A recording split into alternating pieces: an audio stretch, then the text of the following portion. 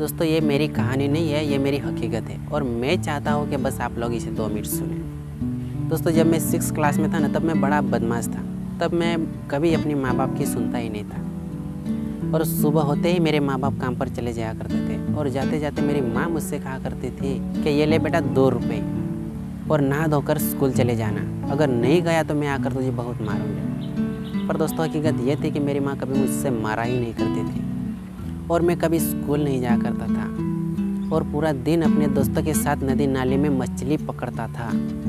और मेरी माँ जैसे ही शाम को आती थी वैसे मैं भी घर चला जाता था और मेरी माँ मुझसे पूछा करती थी कि बेटा स्कूल गया था ना, तो मैं अपनी माँ से झूठ बोल दिया करता था कि हाँ माँ, अभी मैं स्कूल से ही आ रहा हूँ। पर दोस्तों मैं कभी स्कूल नहीं जाता था, मैं हर रोज़ ऐसे ही करता रहा। पर एक दिन किसी ने मेरी माँ को कह दिया होगा कि आपका बेटा खुद तो बिगड़ा हुआ है पर उसके साथ साथ मेरे बेटे को भी बिगाड़ रहा है। तो उस दिन मेरी माँ इतने गुस्से में थी कि वो काम छोड़कर घर आ गई और मुझे ढूंढने लगी और सबको पूछने लगी कि मेरे बेटे को किसी ने कहीं देखा है क्या।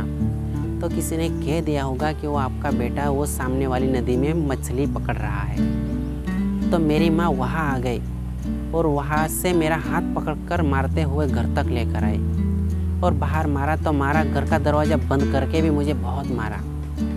और उस दिन मैं तो रोया ही था और मेरे साथ साथ मेरी माँ भी रोने लगी।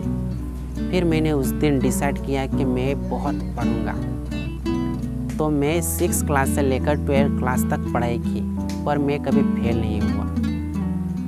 और 12th क्लास के बाद कॉलेज ज्वाइन करनी पड़ती है और कॉलेज के लिए तो फ़ी भरनी पड़ती है और उस टाइम कॉलेज की फ़ी थी 2500 रुपया। तो उस दिन मैं दौड़ता हुआ अपने घर गया अपने माँ बाप से पूछने के लिए कि माँ मुझे कॉलेज ज्वाइन करना है।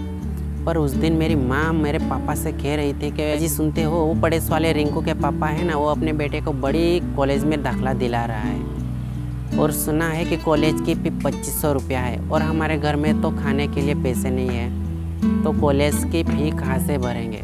तो उस दिन मैंने डिसाइड किया कि मैं पढ़ाई छोड़ दूँगा और छोटी मोटी कहीं नौकरी कर लूँगा।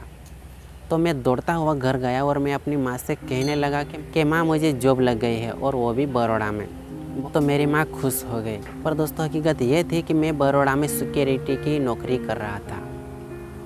और जब भी मेरी माँ पूछा करती थी कि बेटा जॉब कैसी है, अच्छी तो है ना, पर मैं अपनी माँ से झूठ बोल दिया करता था कि माँ बहुत अच्छी जॉब है और देखना मैं एक दिन बहुत बड़ा आदमी बनूँगा। पर मेरे माँ बाप को मैं कभी कहता नहीं था कि मैं सिक्योरिटी की नौकरी करता हूँ। फिर 1-1.5 महीना मैंने सिक्योरिटी की जॉब की बड़ौदा में। फिर वहाँ से मैं अहमदाबाद गया, फिर वहाँ मैं हाउसकीपिंग की जॉब की। वहाँ 2 से 3 महीना मैंने जॉब किया हाउसकीपिंग की। और फिर मैं अहमदाबाद से सूरत गया और सूरत में मैं 4 से 5 महीने तक जॉब की और वो भी एक टॉयलेट साफ़ करने की जॉब थी। मैं हर दिन टॉयलेट साफ़ करता था और आज तक मेरे घर वाले को कभी पता नहीं है कि मैं सूरत में टॉयलेट साफ़ करता था।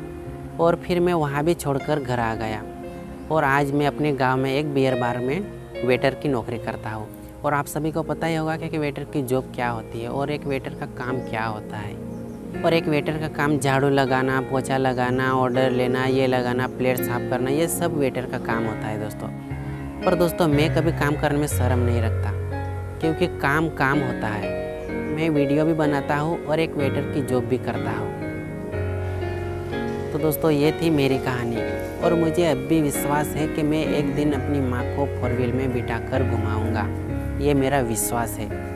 तो दोस्तों ये थी मेरी कहानी। अगर आप लोगों को पसंद आई हो तो इस वीडियो को शेयर कीजिए, लाइक कीजिए और सब्सक्राइब करना मत भूलिएगा। तो चलिए दोस्तों मिलते हैं नेक्स्ट वीडियो में। जय हिंद, जय भारत।